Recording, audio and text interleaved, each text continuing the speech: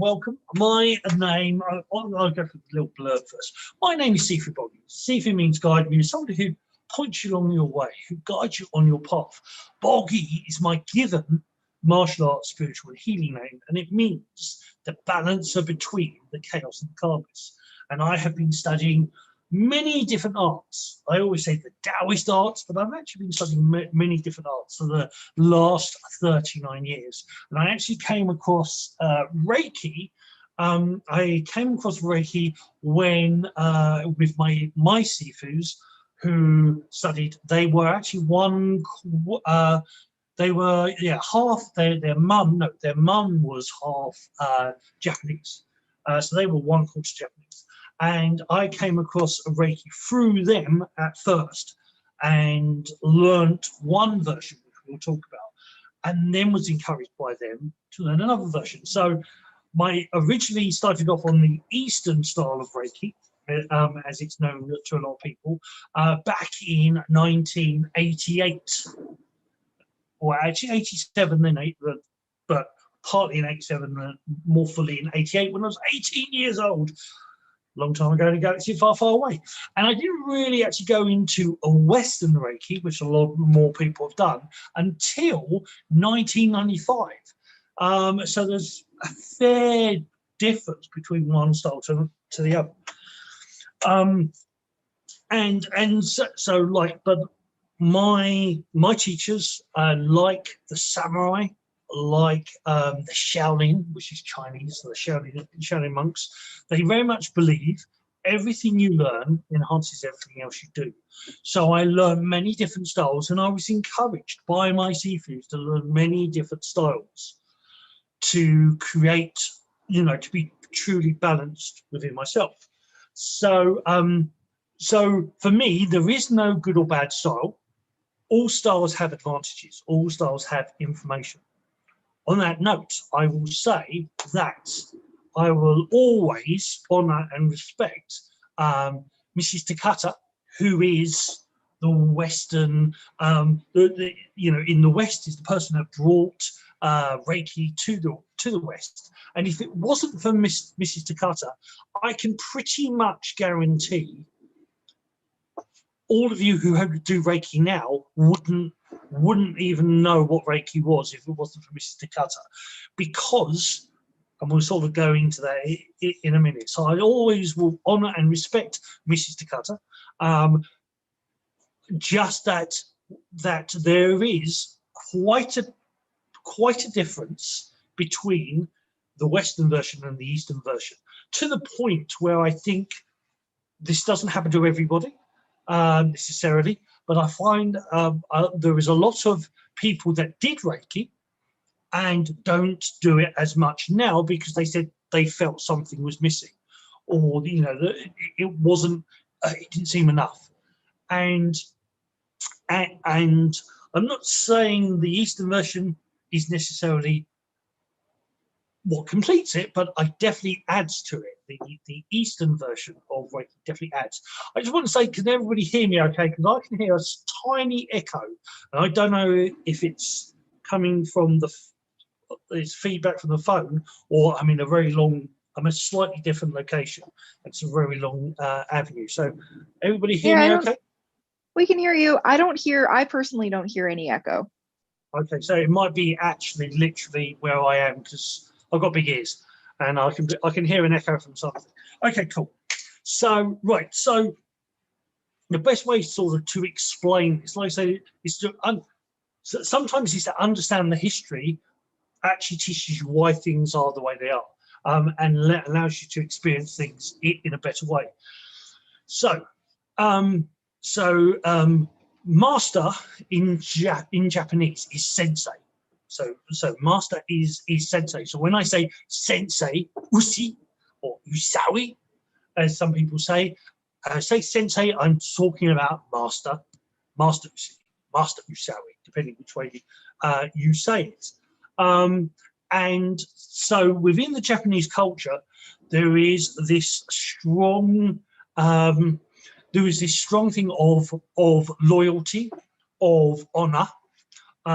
Everything is done in a certain order and a certain way, And it's a little bit like in certain cultures in the family, if one person says this is the rule and they are the eldest, they are considered the elder, that's how it goes. And it's very much the Eastern system, which is a lot different to, you know, to us in the West, to a certain degree. So within so Sensei Ushi, he came very much from from this sort of background, this very much this ancient background. He richly studied. There were three major energy systems, three major philosophies in Japan. Rather than religion, we say religion in the West, but both in Japan and in China, they are more philosophical, they're more philosophies, because they actually see things as source rather than one creator. Even in Buddhism, everything is Buddha. Is that, you know, the rocks behind me, the screen, the sky, the air, the sea that is blue, you, me, and a piece of poo. That's one of my Sifus used to say, one of my senseis used to say, actually, is that everything is Buddha, everything is the nature of Buddha. And so the philosophies, which we would say religion, but the philosophies in Japan were Tendai, which was a style of Buddhism, Zen, which came along, which is a very samurai sort of based, a very focused, a very controlled based on Buddhism. You also had Shinto, and there was an old, not quite a philosophy, but there was an old system called Tiheiti. Now, Tiheiti means hands healing. Okay, so these systems existed within the culture of Japan. Now, Usui himself was actually just remind myself that I don't get it wrong. Yes, that he was actually first of all, he was a Tendai. He grew up as a Tendai Buddhist, and Tendai is again, they're not religions in Japan, they're more philosophies, a way of beings. So it was a very ancient style, part Buddhism, but it has offsprings of before Buddhism came to Japan. And he grew up, and his father, as his fathers were before him, were part of the Gakkai. Now, the Gakkai is what we would call in the West the Masons. They're like the Japanese Masons. And the Gakkai, again, come from this samurai tradition of honor and respect. And they believe that, you know, that respect is earned, and you have to give respect to earn respect. And they believe that knowledge is the same, that to earn the right to know something, you have to show that you're worth it. So there is within that philosophy, you know, it's like a little bit like doing the dirty dishes to get to read a certain book, or you know, cleaning the house, which we wouldn't think, you know, what the heck is this? But that's their tradition, that's their way. So the Gakkai were storers of knowledge, or keepers of knowledge, and he grew up. Ushi grew up in that his father was a Gakkai, and his father's father, and so on and so forth. And he grew up in this system where there was these people of secret knowledge. You had to gain respect to become the Gakkai and go in there. So he grew up in a society where knowledge is key, and knowledge is power and importance. And he was a high-ranking member in an original Gakkai group, but they were very much. This was in the 1900s, and they were very much about technology, about learning, gaining information, especially technology. Where he was far more into the spiritual side, which later would lead to something.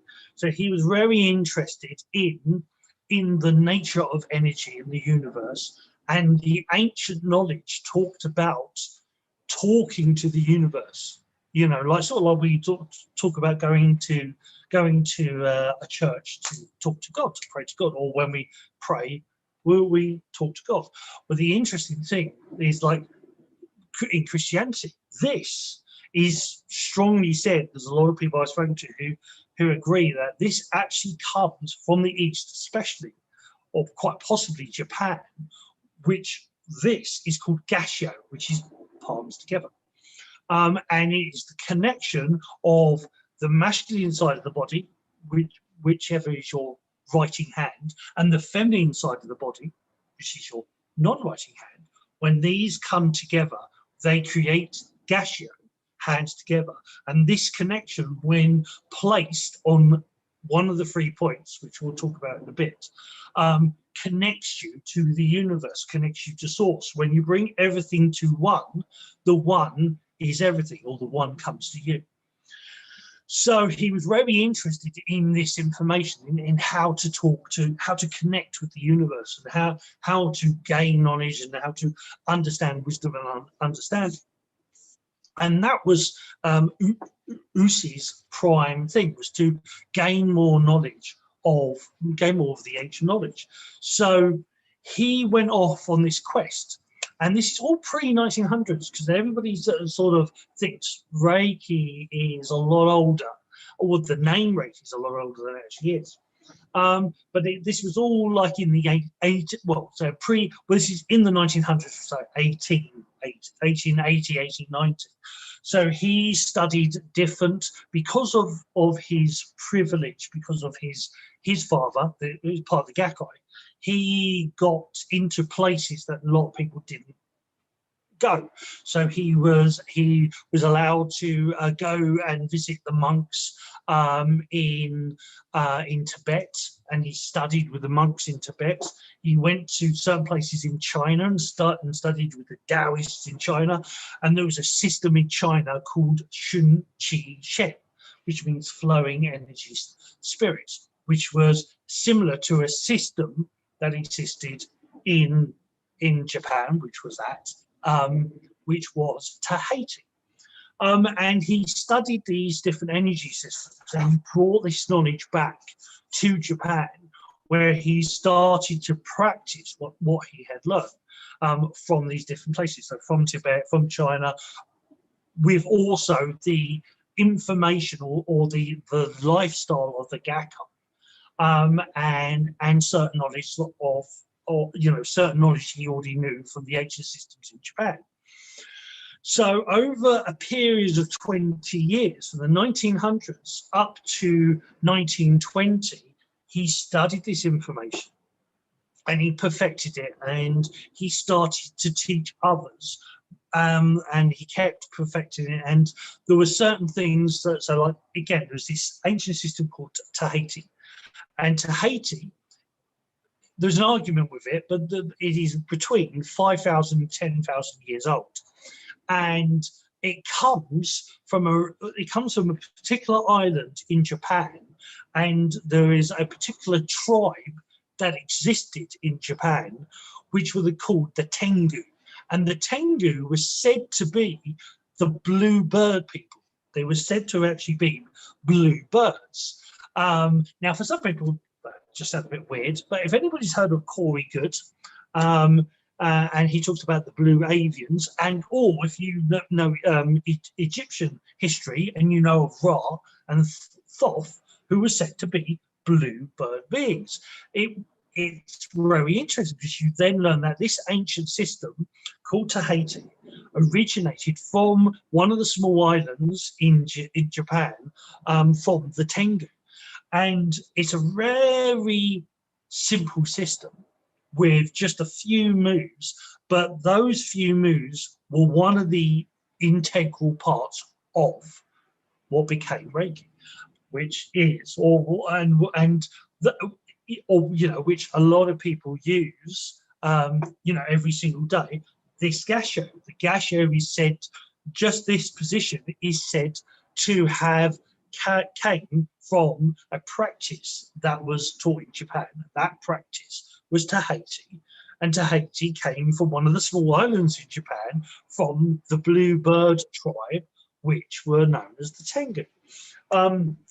So within Reiki, you had these different things. There was little parts of different stuff to honor everything he learned. He added different parts into the system. Now within Tahiti and within Shun, which are both very similar ages, they're supposed to be between 5,000 and 10,000 years old. They were both about communication with the universe, about connecting to the universe. They were both about for always having a constant connection, always learning techniques that would allow you constant connection. And so to do that, and part of their tradition would be to build this up over a continuous period of time. So they would visit their sensei or their Sifu in China at least once a week, maybe sometimes more. They would practice their skills every day, and then they would build this energy up. They would see the Sifu, and they would receive that connection once a week. So what Usui started to create, so he used parts of Tahiti, which were the gassho, the hands together, and one of the most important parts originally in the original system of the Usui Reiki is gassho at the hara. So the lower dantian, as I call like in Chinese, the belly button is the lower dantian. So the belly button is known as the first hara, the lower hara. So they would actually practice he would have people practicing for months, literally to have their hands together and on their hara. And because for starters, you know, a lot of people that low down, a lot of people would quite struggle for that. And his original practice, how he taught, is that until you could do that, until you can have your hands on your belly button, both together, pointing upwards, pointing straight up towards the sky, until you can do that, you will go no further, which is a very Japanese thing to do. You know, before you can float in the air, you know, doing this, I won't teach you anything else. So you could spend a long time just learning one part of the system. So within Usui system, there is the gassho, there is putting the hands at the hara and building up energy in that position. Now there is another thing that is an integral part of that energy system, also an integral part of Tahiti and an integral part of Shun. Now in Japan, it's called Reiju. In China, it's called Qigong. Now those of my students, you know what Qigong is. For those who don't know what Qigong is, Qigong means breath work or energy exercise. Now Reiju is a very similar meaning, and Reiju normally gets translated to energy enhancer or enhancing exercise. But so part of the Reiki was these Reijus in the China Qigongs that would build up the energy. Now those were practiced every single day as part of your practice. And then when you went to the Reiju, which means empowerment, when you went to the empowerment class, you would then practice everything that you normally practice on your own. You'd practice as a group because they had a strong belief that when everything comes together, when everybody comes together, you enhance the energy. So when you practice on your own, your energy is at one level. But when there's two of you practicing, then suddenly it goes up a bit.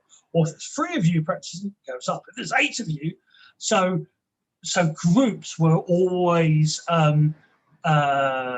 encouraged, because groups coming together increase the energy. It's like the dynamo effect.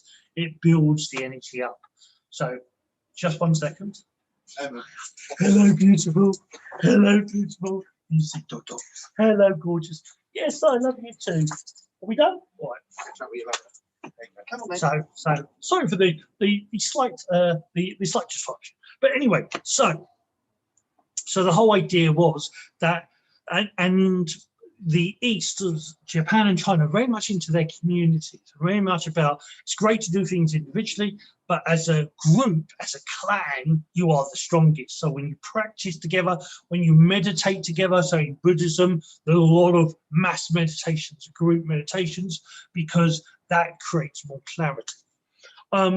So within the system, there is the gassho, there is this hand position.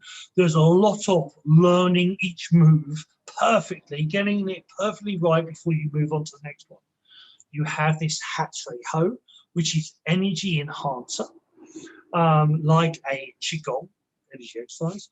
You also have what they call clearing techniques. So within both the East and the West, they love metaphor or metaphor. They love metaphor, so they very much believe in certain techniques. Like, so if you do a technique that indicates, or if you're imitating brushing something away. So I'll sort of give you a little preview. There's a very simple technique in part of the Usui Qigong, where you put one hand on your arm and you brush down the arm. You put it onto the other side and you brush down. You go a third time onto the arm, normally your yin arm or your non-writing hand, and you brush down again. You go onto that shoulder, you brush down to the hip and away. You go into the other side, brush down the hip and away. You go back for a third time onto that shoulder, brush down the hip and away. Now, that is called the clearing technique. Now, we just say, oh, just brushing your arms, but they would see it as you're brushing down, you're releasing everything in your feminine side, or letting it go. Now you do the same on the masculine side, your dominant hand. You let it go. And then, because you always go back to the feminine in the Eastern philosophy, you go back to that fem side and you brush off. Then you do the same for the top and the bottom half of the body. You go from one side to the other and away. You go from that side to the other and away. You always end up back on the first side. So everything they do has meaning. Everything they do is very purposeful. So there's a lot of learning certain techniques, and it's very purposeful. Like I say, and this was like originally Usui, he put this all together. He created this system, like even to the fact where in Reiki, I need a quick reminder. In Reiki,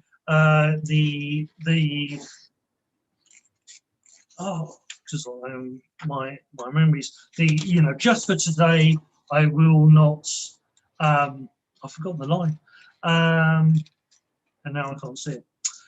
Just for today, I will not harm others. Just for today. Or anybody who wants to jump in and remind me, I have no problem with that. It's the 5 Reiki, the Reiki saying. My mind's gone blank. Kristen, I think Kristen knew what it was. What was it, Kristen? Just for today, I've got it. I will not be quick to anger. Just for today, I will work with honesty and integrity. Just for today, I will be kind to all living things.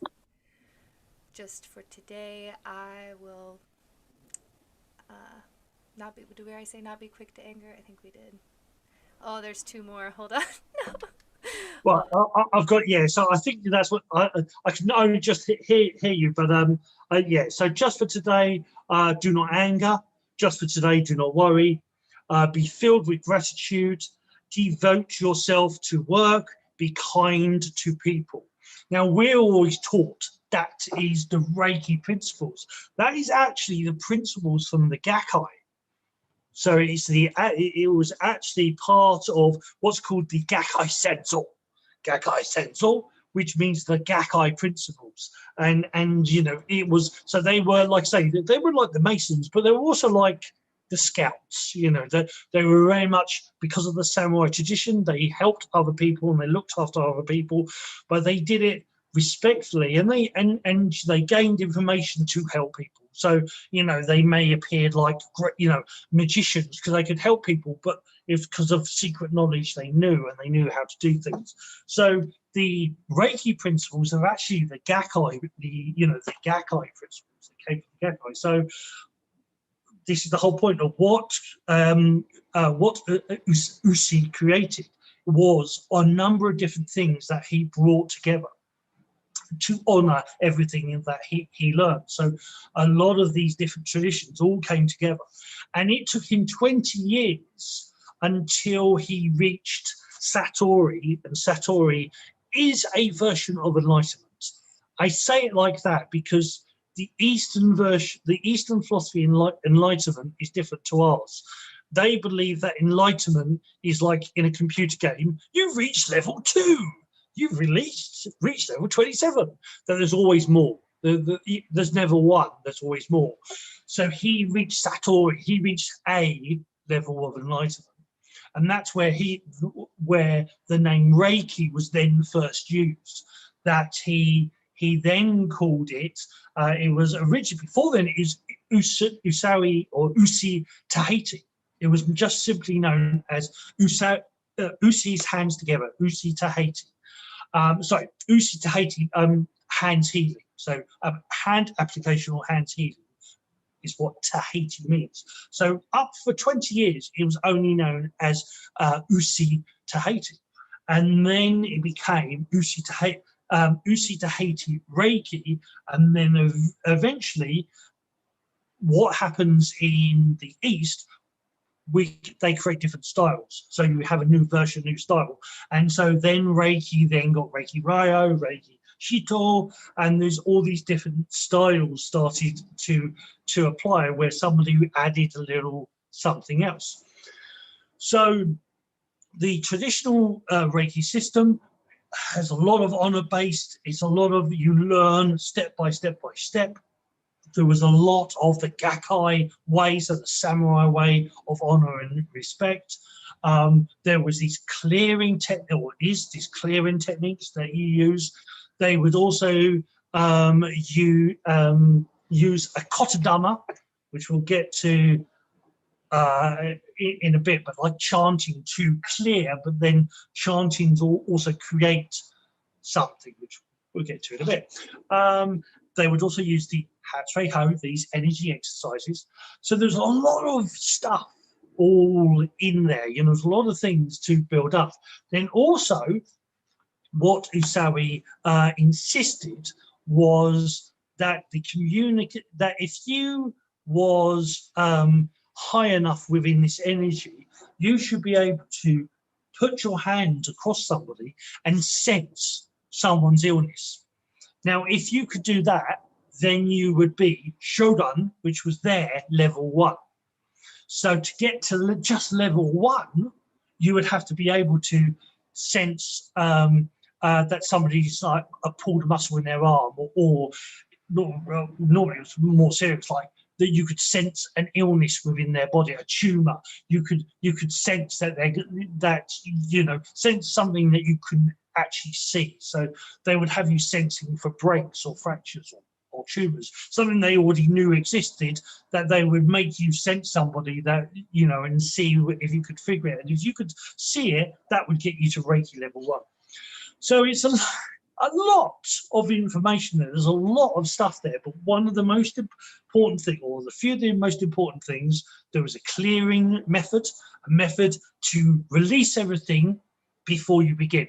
So it's a little bit like, this is why if you ever see Japanese stuff, they will walk into a room and they bow at the room. Before they bow to anybody else, they bow at the room, because the room is the open space, and they bow at the room, and when they bow, they let go of everything they no longer need. So they release everything to go into that room. And then they will bow at a picture of their master's master, then a picture of their master, then they will bow to their master right now, then they will bow to each other. And my Sifus would always joke, always jest, that in Japan, they spend so much time bowing, they never have the time to do anything. So that was very much one of my Sifus. He always thought that was highly amusing. So, but there's this lot of honor. So you would clear things, then you would, and you would clear things out, and there would be that cleaning technique to release things even more. And then you would do the Hatsui Ho, build up energy, and then you would apply it. Now and then you would apply it. Now the way they applied it, they very much believed, even though a lot of people know that Buddhism has chakras, in Japan, the main energy system were meridians, not chakras, were meridians. And so the Usui system had originally 6 hand positions, and he dropped it to 5 because the 6 hand positions came from Tahiti. And he eventually dropped it down to 5. But the 6, I will tell you, the 6 hand positions is the temples, 1, the forehead, or the eyebrows of here, 2, 1 on the front of the forehead, 1 on the back of the forehead, 3, both hands at the back, 4, 1 hand on the top, normally the right hand, 1 or your righty hand on the top, then 1 hand on above that, 5, and then finally both hands, 1 hand, right hand over right shoulder, left hand over left shoulder, 6. Now these activate different meridians in the body, and this would be the way that you cleared the energy. You would draw the energy in from the universe, and then once you drawed it in, you would apply it, and you would apply the energy to those 6, and then later it became 5 hand positions. And that, in essence, was the original system.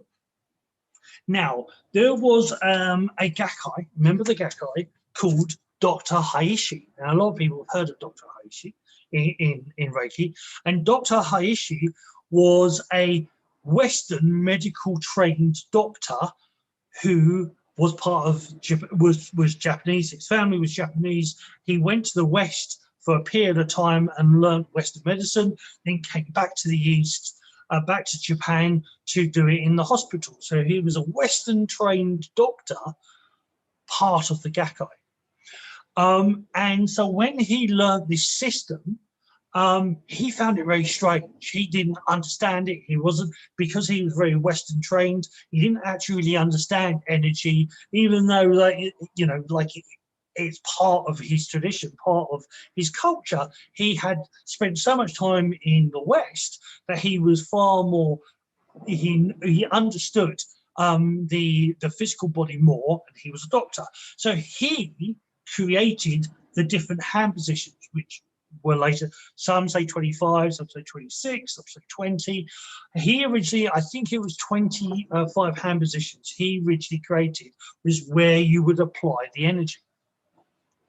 And because that made more sense to him. Now, within the original system, there was a thing called the Kotodama. Now, Kotodamas means sacred sound. Now, within the Eastern tradition, Japan and China, there's very much this thing of the tone, the frequency, that everything is energy and everything is frequency. And if you tune into, so this wall has a frequency. I have a frequency, you have a frequency for Boggie, a particular frequency for Alice, a particular frequency for Bob, and so on and so forth. And if you can tune into that frequency, you would be able to connect and communicate with different entities, different energies. So Kotodama was the frequency, and it was the tone. And that's what Usui taught. Now, some people, like Dr. Haishi, couldn't understand this idea of Kotodama. You know, he knew of it, and knew like Kotodamas are also the Sanskrit word for Kotodama is mantra. And so he knew of these, but he didn't quite understand them. So for certain students, and Dr. Haishi was one of them, So does the core frequency fluctuate? Yes, because you have because it's a fractal, because when you say like Reiki, universal energy, it's the energy of the universe. So there's many energies, but there's one tone that then fractals into many others. So it is, you know, a little bit like the Om. The Om is supposed to be the sound of the universe, the first sound. But there are many different tones that you can find, but they all come back to one tone. But in Zen, they talk about finding the one that works for you. So it could be Om, but it could be banana. It could be anything. You find the frequency and tone that works for you.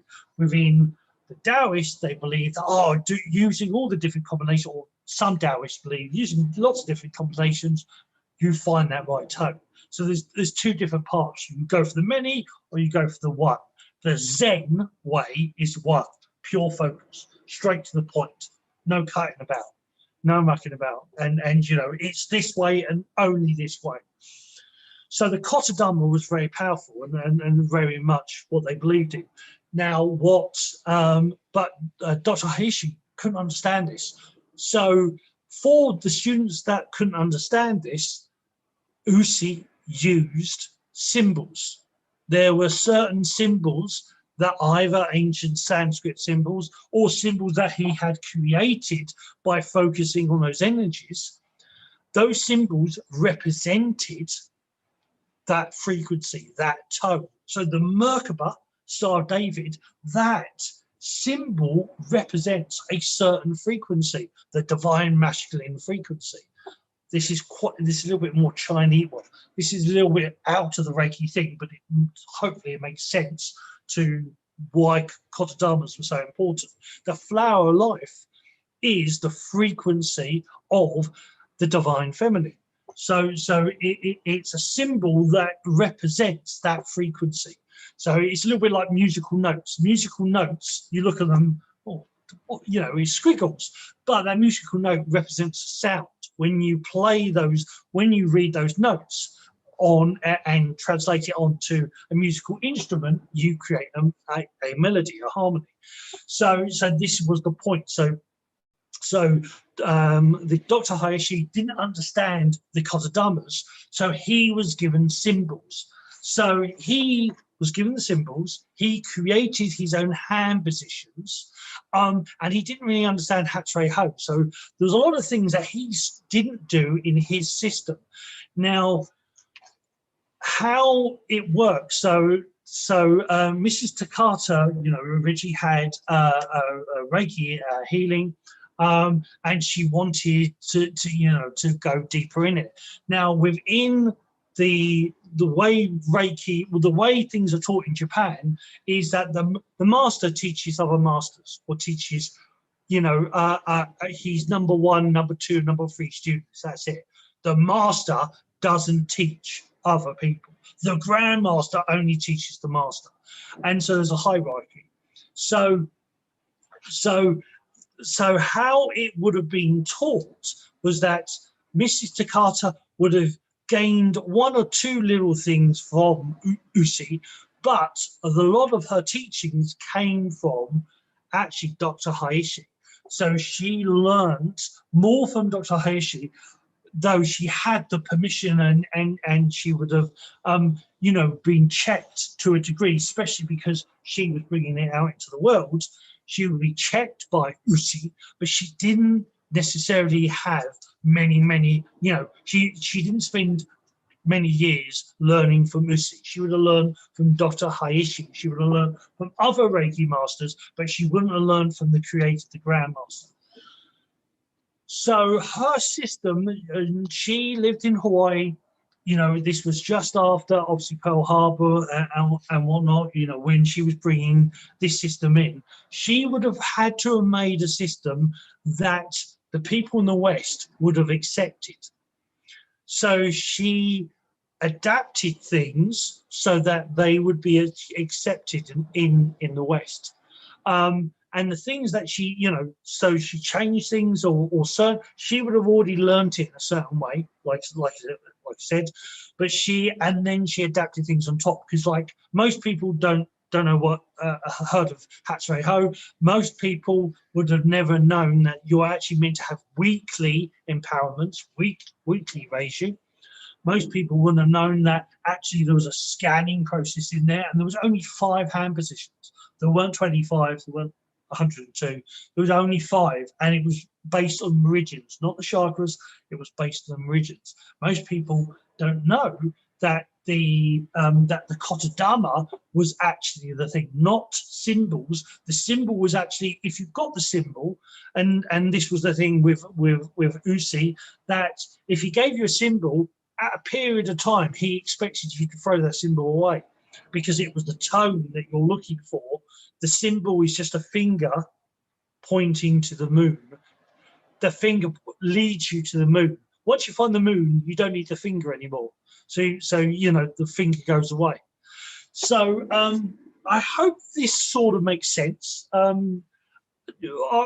want to end with a little bit of, we'll actually do a little bit of a ratio, because the whole, you know, the whole point of showing this information is to in the future at this time every week is actually to do the Reiki Reiju empowerments, and so the best way to do it is to explain this information. So if anybody's got any questions, now is the time to ask. Firstly, as I break the light.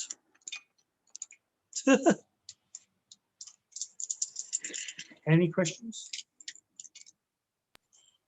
I'm thinking of a good question. I don't have any questions, but I just wanted to thank you, because I think that all sounded really clear, and I thought that was a really good explanation of everything, and I enjoyed it.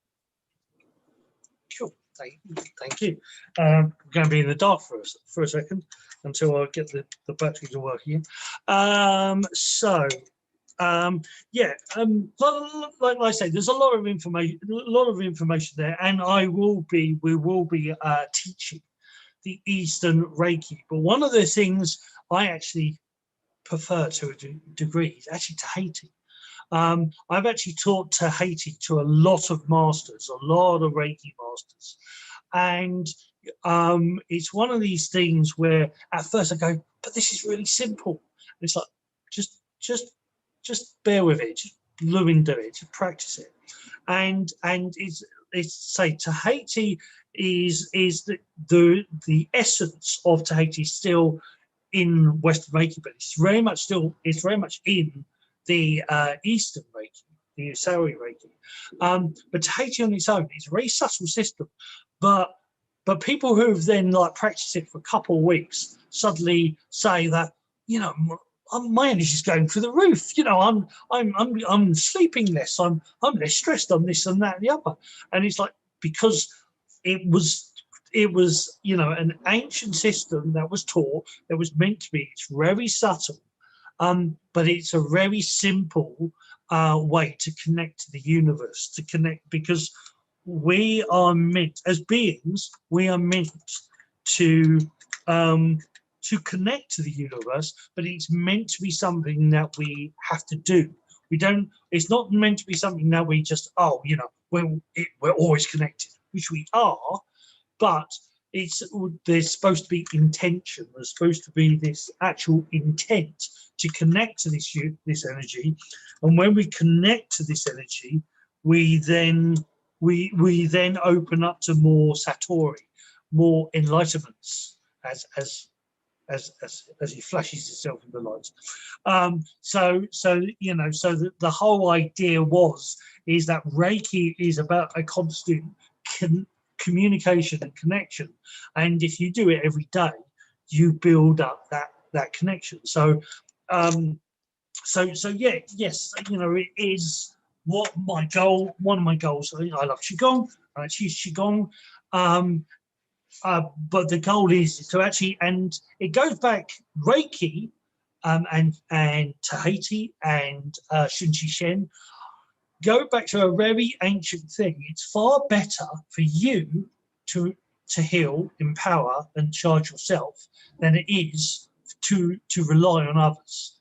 So Qigong, yoga, Neigong, Shengong, which are all different Taoist versions of stretching, meditation, and energy exercise, Reiki. These are all things that we're meant to do ourselves, all things that we're meant to do, and especially with the Japanese arts and Chinese arts, there's a diligency there. You know, there's that regular practice, by doing it every day, it grows and expands and it builds up. They will always talk about water in a dam. When that water builds up, when there's enough water on that dam will break. So when you build up enough water, you will do marvelous things. You will do magical things. You will do powerful things. But you through that practice, you build up, and that's actually what the word martial art is supposed to represent. From your diligence, from your constant practice, you will perfect your art. You will create a flowing masterpiece. You will be a flowing masterpiece. That's what martial art is actually meant to represent, meant to be. So, right, one more chance. Any questions? And now is the time.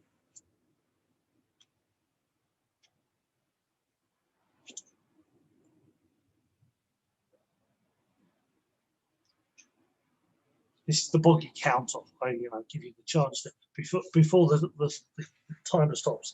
So let's do a little bit. Let's so from next week onwards, on a Wednesday, 6:30 Eastern, 11:30 here in the UK. There will be, though, if you are in the UK and you contact me, so this is for people who see this, if I get around about 5 people, I'm happy to do a much earlier, maybe on a Wednesday, but say like 7 o'clock, 8 o'clock on a Wednesday in the UK. I'm happy to do a class for the UK people, because 11:30 at night maybe probably is a bit too late for you, apart from people like me that don't sleep. But so from every Wednesday at 6:30 Eastern, 11:30 UK, whatever it is anywhere else, there will be a weekly Reiju, Reiju empowerment, and we will go through a little bit of what I'm going to show you now. And the whole idea is to help build up the energy you already have from Reiki. So this is why it's for this class, these sessions will be for Reiki practitioners or masters. But it will build up what you already have, and it will help grow it and expand it, because it was never meant to stay still. It was meant to continue to grow and flow. Okay, and what I'll just quickly throw out the price. So for a month, it will be $35 a month, or individual class will be $11. But if you pay the $35 a month, it works out round about $8 each class. And the whole idea, we'll have a chance to chat and talk to each other and talk about our experiences, because I love that sort of thing. We will then do the clearing technique. We will then do a build-up technique, a very simple one, one of the basic ones, and then we will do the Reiju itself, and again one of the basic ones. Now on the Tahiti, there's actually another style, another version of that, and on the Eastern Reiki, there's another style and version. But this class is for everybody who does Reiki. I want to help, I want to enhance, I want to grow, because if I build your energy up, I build up the planet's energy. That's my goal, is that every single person who raises their energy, it will affect the planet, because we're all one, we're all interconnected. So you increase other people's energy, you help the world, you change the world. That's my point.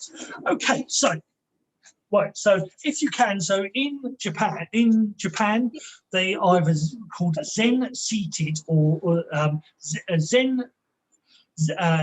You have 2 seating positions. You have low Zen seating, which is you actually kneel on the floor. So like in prayer position, you kneel on the floor and then you sit back. So your bum is actually on your heels. So your feet, your soles of your feet are facing straight up.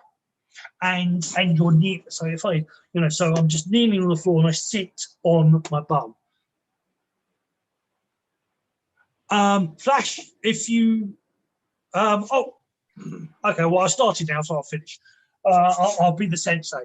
So you wait. So the low Zen seating is that you actually kneel on the floor.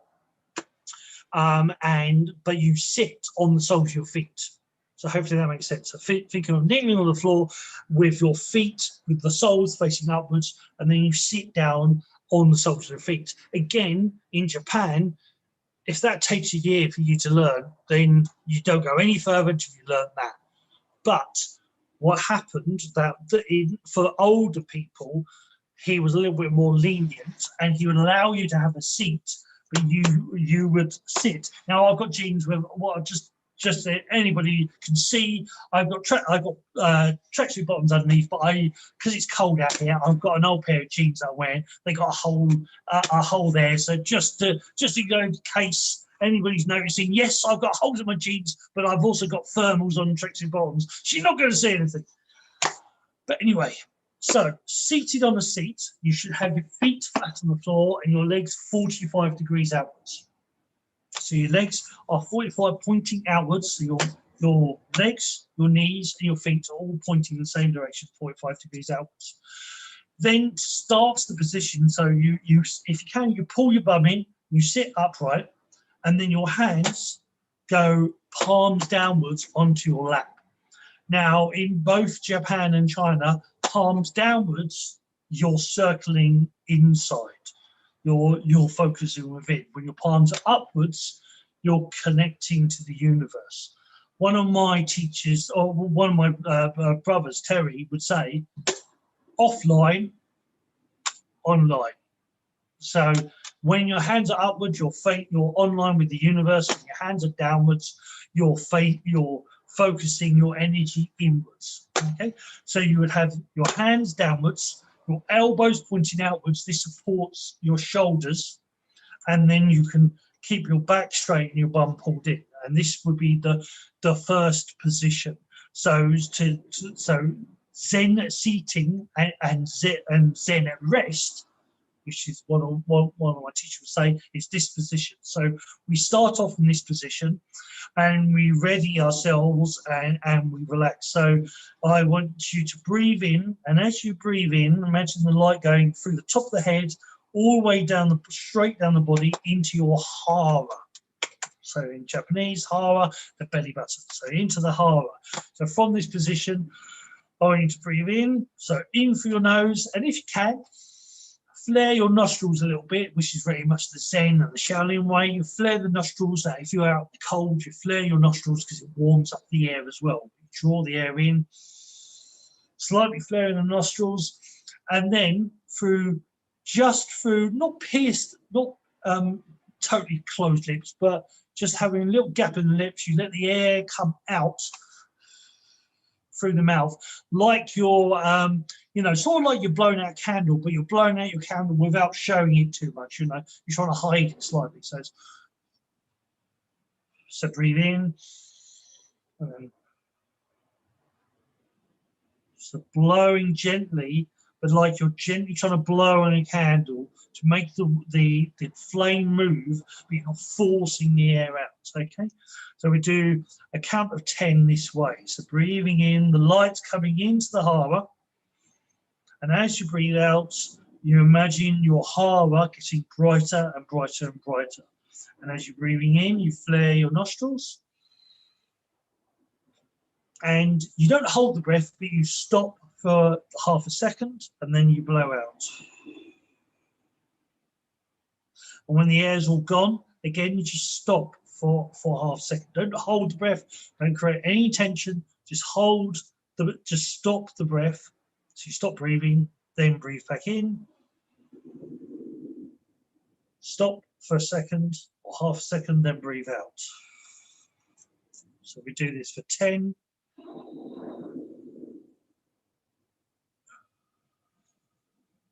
9, 8, 7, 6, 5, 4, 3, 2, 1. Then opening the eyes, just your eyes are already open. Open the eyes, take your right hand, go onto your left shoulder, and I want you to breathe in and then brush all the way down. Ladies, if you want to turn the cameras off, but I want you to brush all the way down to your hip and away. So try to have a little bit of space next to you. And so go from that right shoulder. I want you to brush down and away. And as you brush, you're imagining everything in your body. You're clearing all the char. You're clearing what you no longer need. So breathe in. And this is a little bit more like you're blowing out a candle now. So it's slightly a little bit more purposeful, a little bit more. Okay, so breathe in and hand there, right, left hand on right shoulder. Breathe in, left hand to right, sorry, right hand to left. Okay, and you know, like not necessarily slapping, but there's a little bit of purpose. You're placing that hand back down. Now bring up the left hand, right hand, right hand onto left shoulder. Left hand onto right shoulder, right hand onto left shoulder. And hands back in, breathe in. And a slow but purposeful breath, like you're really trying to blow out a load of candles.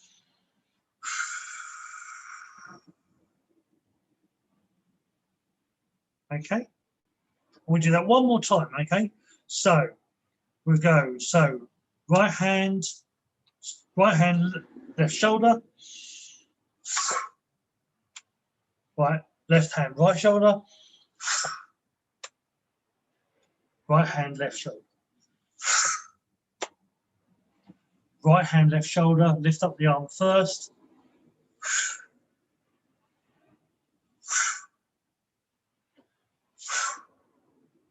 Hands both back onto shoulders.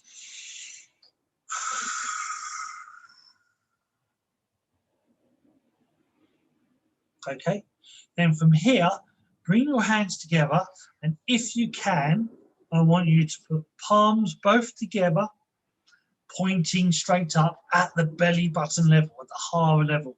If you find that you can't quite do it, for now, point the hands more forward, okay? So, because if you can't do it, but you release the pressure, you'll actually be able to put the hands together, okay?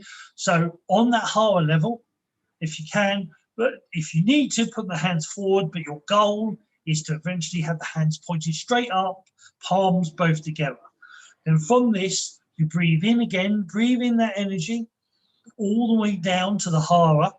And as you breathe out, this time, you make your hands glow, okay? So breathe in, breathing out. Again, it's that subtle blowing again. You feel the hands build up. So breathe in from the top of the head, the light shines all the way through into your hara, and as you breathe out, you feel the hands glow, okay?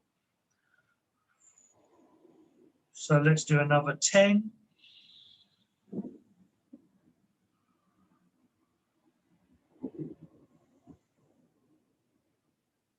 9.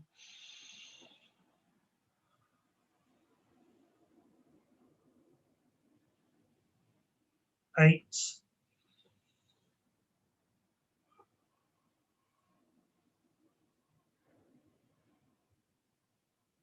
7.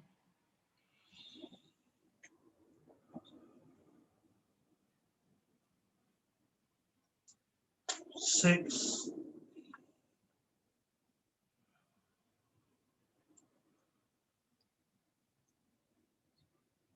5,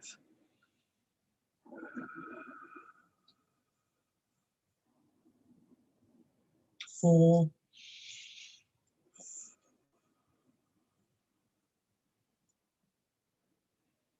3,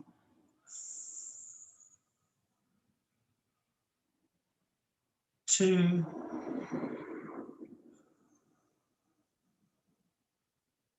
1.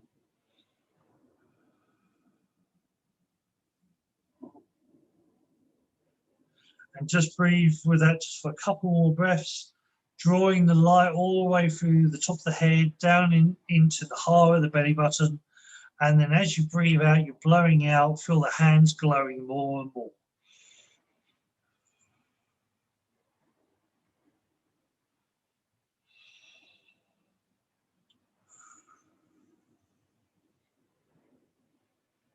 So another 3,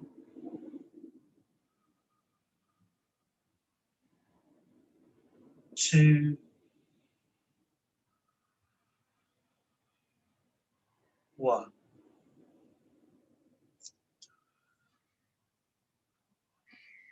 We're just going to do 3 of the hand positions. And so this is what we call the Hatreho, the energy enhancer. And then what I want you to do is in the second is that we're going to do the hand positions. And while you do the hand positions, I'm going to activate the Reiju. What I want you to do is the hand position. I say, you just hold your hands in that position and you sort of breathe in. Imagine the light coming from the top through your head all the way down into your hara as you're holding those different positions. And as you're doing that, I'm going to activate the Reiju, which is the empowerment.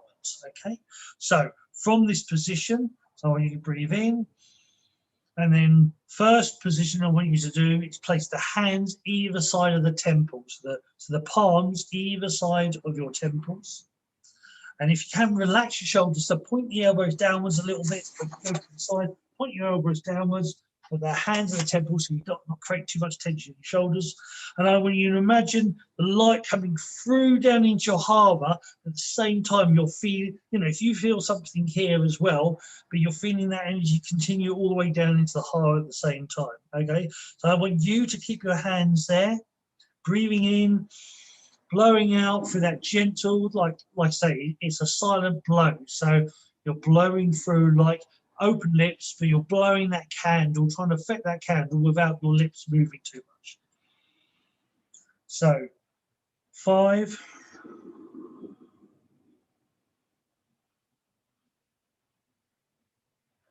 'You breathe at your pace, I'm going to breathe at mine. 4,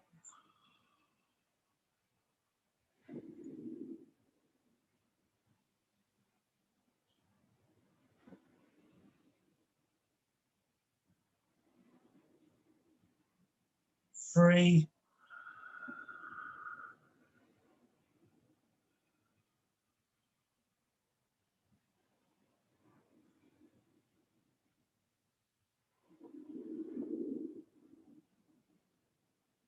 2,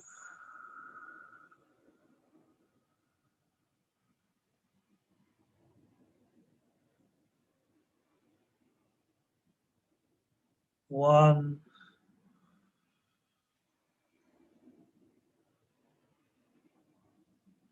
Just hold that position for a few more breaths. Try to keep the shoulders relaxed.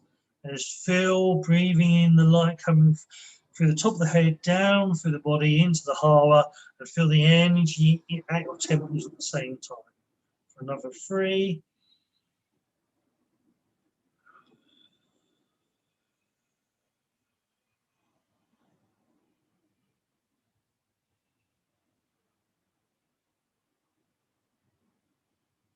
2,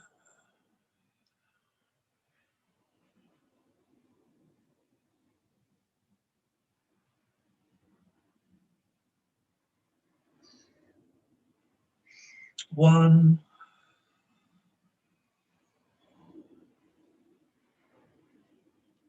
This time, hold that for a second. If you can, look first before you move.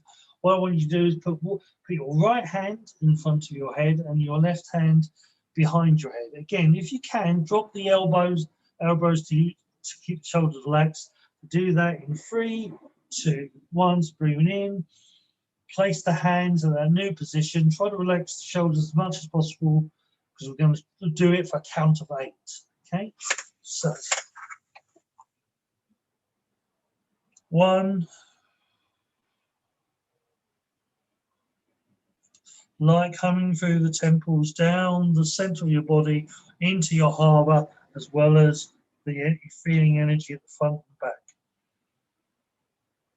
2.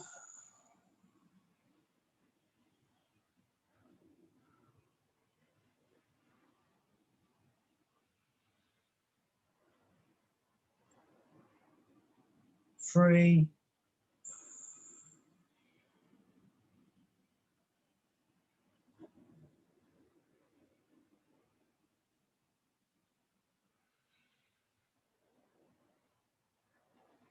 4.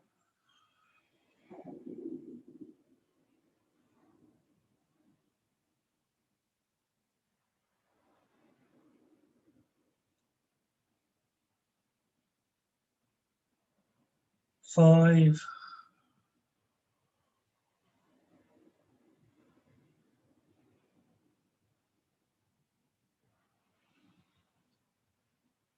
6.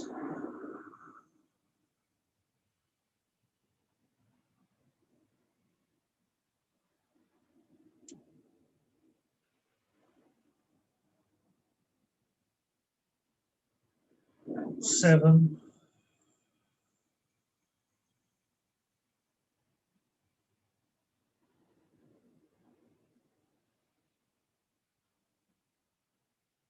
8.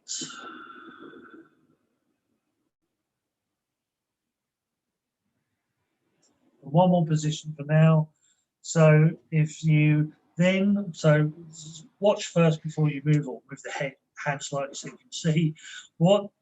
From here, put your right hand above your head, about an inch above your head, then your left hand an inch above that. So both hands are, and you feel the energy going through your palms, straight down the center of your body into your hara. So 3, 2, 1, breathe in, and move. So for another 8. So again, if you need to, drop the hands a little bit, relax the shoulders the best you can, back straight, hands, legs at 45 degrees position. 1,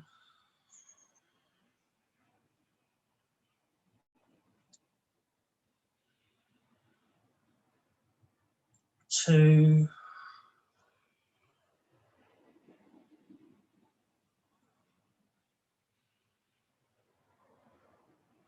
3,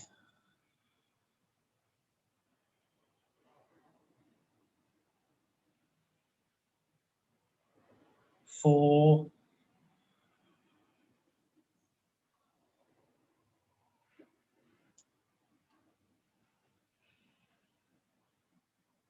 5,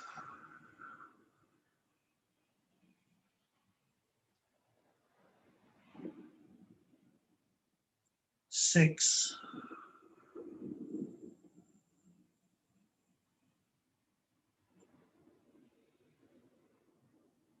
7,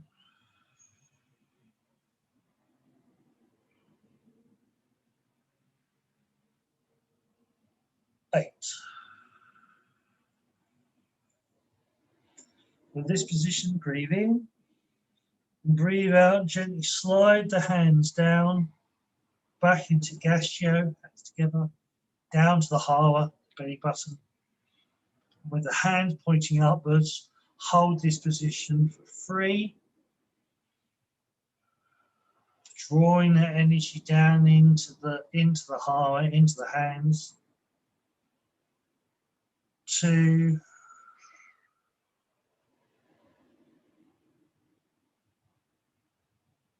1,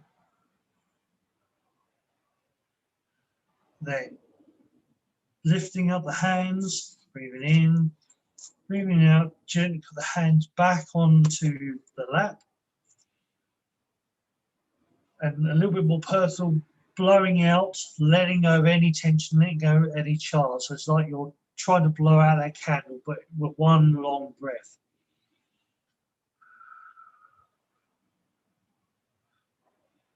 3,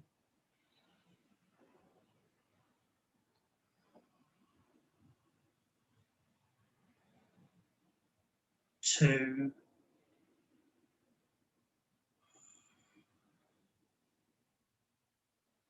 1. Then shake your arms. Sorry, shake your hands. Then shake your arms. Then shake your shoulders. And bring them up to above the camera, up to your head. Breathe in and blow out in front if you can. Don't hit the table or a kid or the dog.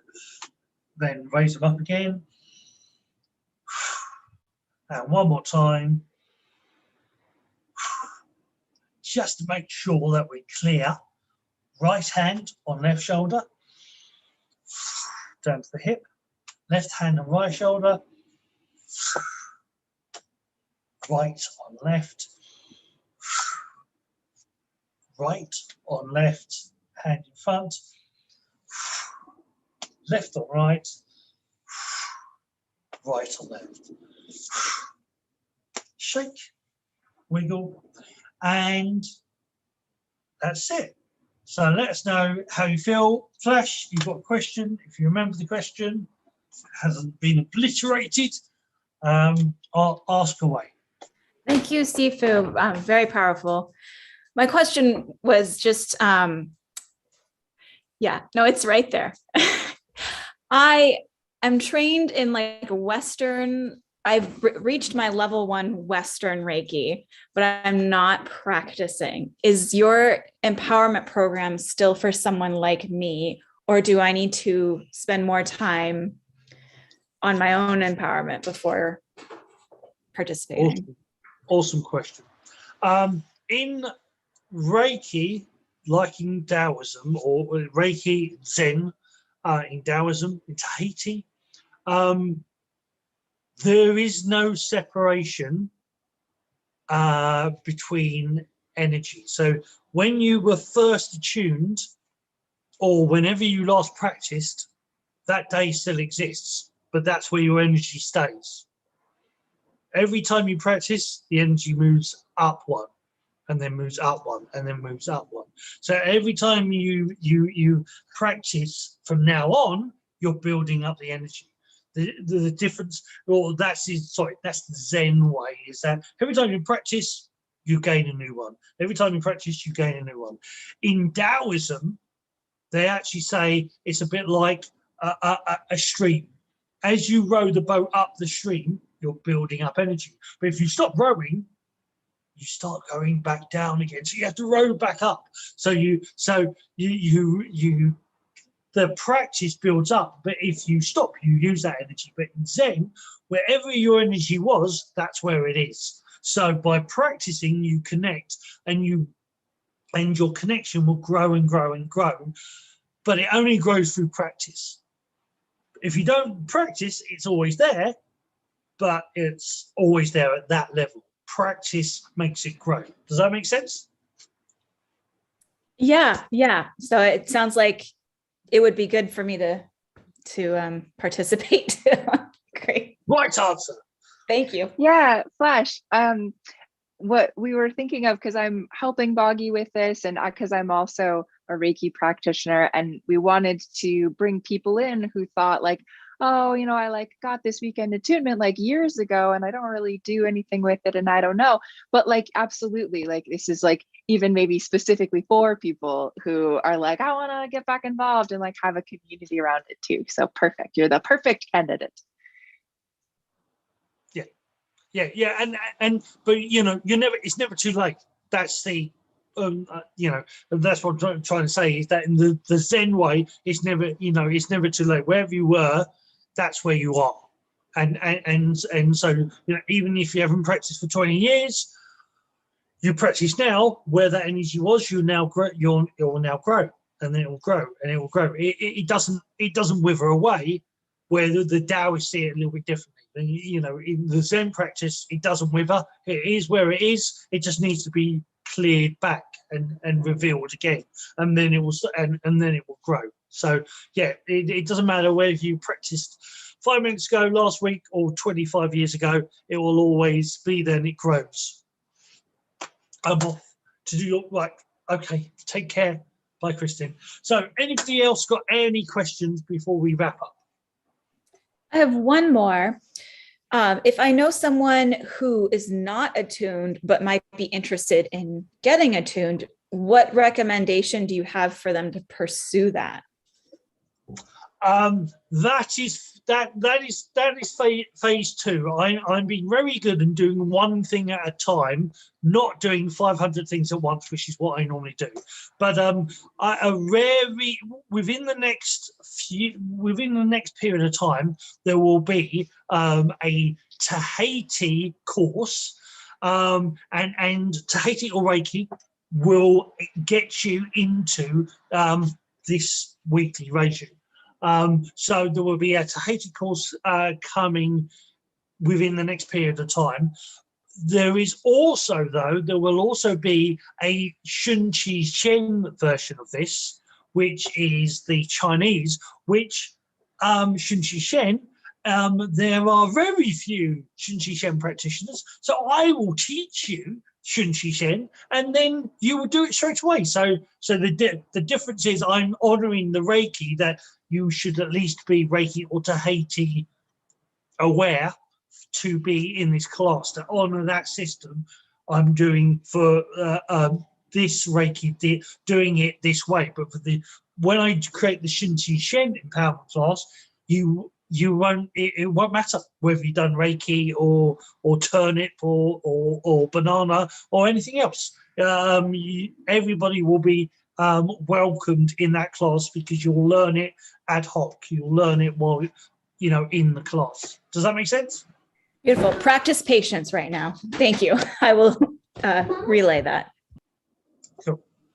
And to anyone else who's watching who's interested in that as well and getting their attunements, it's really just the reason that it's being paced slower is because I again am helping and I'm trying to we're making a new website and we're doing all sorts of cool stuff. So yeah, that will be in the coming weeks or so, and it's going to be either an individual a sort of a class and then you meet individually with Boggie, or it's a pre-recorded, part of it's pre-recorded and then part of it's not. So we're just kind of figuring out the logistics of that. So to anyone watching in the future who's watching this, you can reach out to kind of anyone, Boggie or me, and just hey, what's going on with this, and we'll keep you in the loop. So yeah,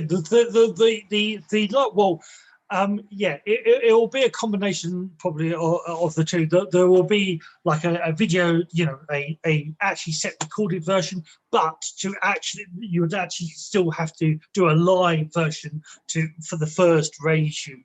Would still have to be a live one, but you could learn all the techniques by video. And then you'd have the one that way. It might be just a one-to-one with me to activate the Reiju for if it was Tahiti, and like I say, Tahiti will come first. The Usawi Tahiti Reiki will come next because that's a little bit more intense. It's a very powerful system, very good system. But there's a lot to learn. The Tahiti, it's very simple, but it builds up. Like I said, I've taught Reiki masters who've been blown away by it. They said, I don't understand, it's so simple, but it's so powerful. That's the point. Okay, so unless there's any other questions, and we're coming up to 90 minutes, I would like to say thank you very much for everybody who has attended today on the live, and thank you very much for those who see it in the future. I hope you've enjoyed it. I have, and that's it. So take care. And what I normally say, love, chi, and shen, but technically, as this is a Reiki, maybe I just go. Hey. So see you later. Take care.